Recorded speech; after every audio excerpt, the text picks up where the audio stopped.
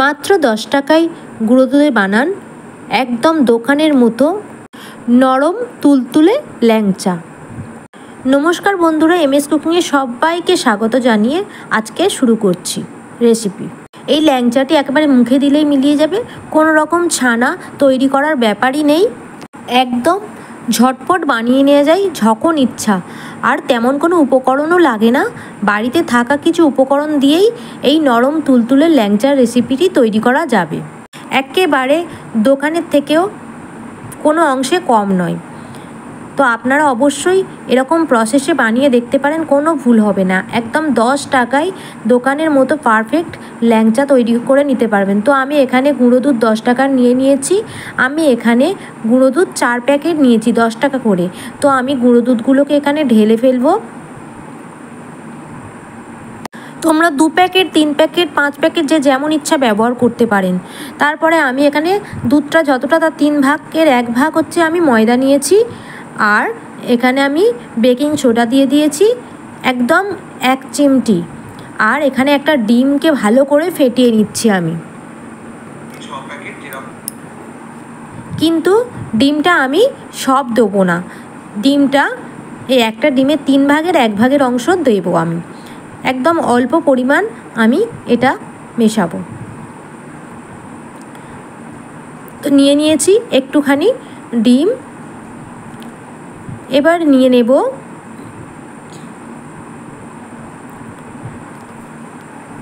এখানে আমি 1 টিস্পুন মতো ঘি নিয়েছি। এবারে সমস্ত উপকরণগুলো হাত দিয়ে আমি মেখে নেব।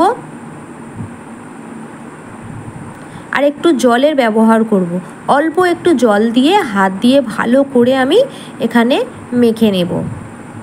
এখানে কিন্তু বেশি জল অ্যাড করবেন না, অল্প জল দিলেই একটা মানে চটচটে,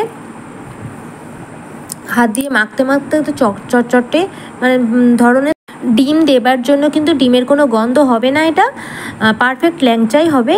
আর এটা মাখতে মাখতে একেবারে চ্যাটচ্যাটে ধরনের তৈরি হবে, বেশিক্ষণ মাখতে লাগবে না। তো এটা আমি 5 মিনিট মতো রেস্টে রেখে দিয়েছিলাম। তারপর হাতে একটু তেল বা ঘি লাগিয়ে এরকমভাবে ল্যাংচার আকারে আমি তৈরি করে নেব।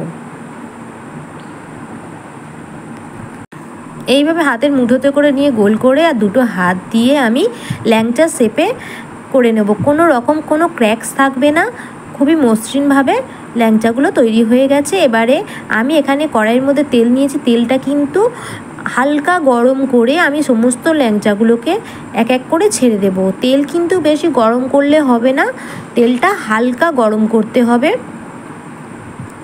তো সমস্ত ল্যাংচাগুলোকে আমি ছেড়ে দেব। আর গ্যাসটা একদমই হিটে রাখবো না, একদম লোতে রেখে দেব।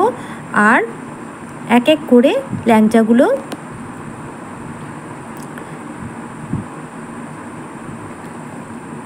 উপরে উপরে ভেসে উঠবে। যখন হয়ে আসবে এক এক করে ওরা ভেসে ভেসে একা একাই উঠবে, কোনো রকম আমি হাতা খুন্তি ব্যবহার করব না, নিজে নিজেই ওরা উঠে আসবে।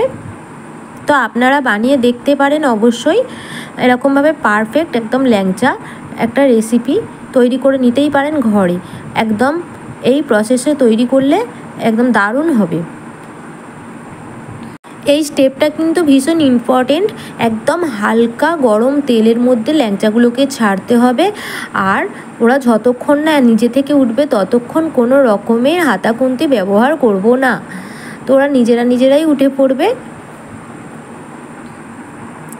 এবারে যখন মানে ল্যাংচাগুলো উঠে পড়বে, তেলের মধ্যে ভেসে যাবে, তখন গ্যাসটাকে মিডিয়াম মানে হাইয়ে রাখবো না, মিডিয়ামে রেখে লাল লাল করে ভালো করে ল্যাংচাগুলোকে ভেজে নেব।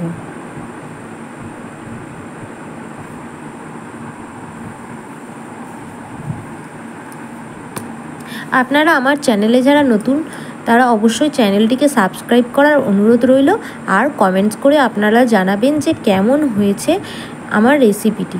আর আরও অন্যান্য রেসিপিগুলো দেখতে আপনাদের কেমন লাগছে অবশ্যই কমেন্টস করে জানাবেন। তো আজকের এই রেসিপিটি আপনারা এরকমভাবে বানিয়ে নিতেই পারেন, সবাইয়ের কাছে প্রশংসাই পাবেন। খুব দারুণ একটা রেসিপি। তো একেবারে ভাজা হয়ে গেছে, আমি এবারে আমি এগুলোকে তুলে ফেলবো।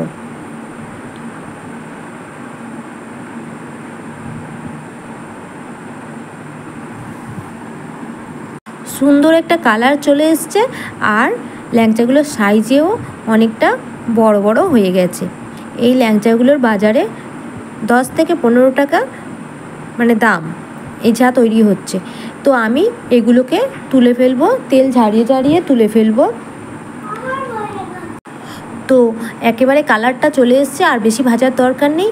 তো এটা লক্ষ্য করে দেখবেন, যখন ভাজবেন লো টু মিডিয়ামের মধ্যে গ্যাসটাকে রাখবেন, আর যখন একেবারে প্রথমে দেবেন না, তখন একদম লোতে রাখবেন, হালকা গরম থাকবে, তারপরেই দেবেন। এখানে একটা পাত্র নিয়ে নিয়েছি, আর এখানে আমি চিনি দিয়ে দেব, আর ল্যাংচাগুলো ততক্ষণে ঠান্ডা হতে থাকবে। তো আমি এখানে যেই বাটিটায় একটা ছোট বাটির 2 বাটি মতো চিনি দিয়েছি, আর এখানে 3 বাটি মতো জল দিচ্ছি। দিয়ে এখানে যে চিনিটা যখন গলে যাবে আর দেখুন ফুটতে শুরু করেছে, আমি এখানে এলাচও দিয়ে দিয়েছি, গোটা এলাচ।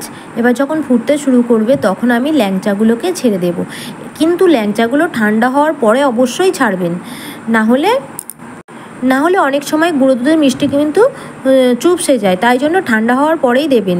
এবারে এটা আমি মানে ঢাকনা দিয়ে 5 থেকে 6 মিনিট ফুটিয়ে নেব ল্যাংচাগুলোকে।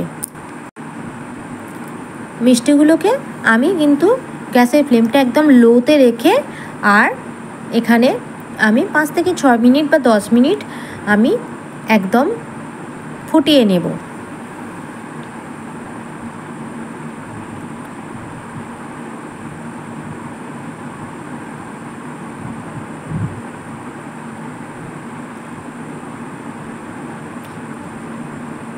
কিছুক্ষণ ঢাকনা দিয়ে রেস্টেও রেখে দেবো, মানে ফুটবে, আর লো ফ্লেমের মধ্যে রেখে এবারে আমি খুলেছি, আর ফাইনাল লুকটা দেখাচ্ছে আপনাদের। কতটা বড় বড় সাইজ হয়েছে, আর একেবারে নরম তুলতুলে হয়ে গেছে। আপনারা দেখে বুঝতেই পাচ্ছেন যে কতটা সুন্দর হয়েছে, আর টেস্টিও হয়েছে, খেতে খুবই টেস্টি হয়েছে। আপনারা অবশ্যই ঝটপট এখনই বানিয়ে ফেলুন, আর কমেন্টসে আমাকে জানান যে কেমন হয়েছে আপনাদেরটা। তো আপনারা দেখতেই পাচ্ছেন কতটা নরম হয়েছে, এগুলো ফুলে কিন্তু একদম ডাবল হয়ে গেছে।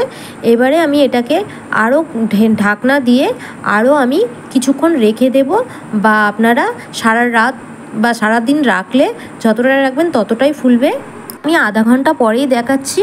3 ঘন্টা 4 ঘন্টা ওভারনাইট যতক্ষণ রেখে দেবেন ততটাই কিন্তু বেশি ভালো হয়। আমি একটা আপনাদের কেটেও দেখাবো যে কতটা সুন্দর হয়েছে গুঁড়ো দুধ দিয়ে ল্যাংচা, আর কতটা যে নরম হয়েছে আপনারা তো বুঝতেই পাচ্ছেন দেখে। এত সহজে বাড়িতে থাকা উপকরণে আর খুব কম সহজে মিষ্টির দোকানের মতো ল্যাংচা তৈরি করে নিতে পারেন। এইভাবে খুব সহজে তোমরাও সমস্ত টিপস ফলো করে এইরকম ল্যাংচা তৈরি করতে পারেন। এরকম পারফেক্ট ল্যাংচা আপনারা বানিয়ে নিন, খুবই নরম তুলতুলে আর খুবই সুস্বাদু খেতেও হয়েছিল। তো ভিডিওটি ভালো লাগলে অবশ্যই লাইক কমেন্ট শেয়ার করবেন, আর বেশি বেশি করে বন্ধুদের মাধ্যমে ভিডিওটি শেয়ার করে দেবেন।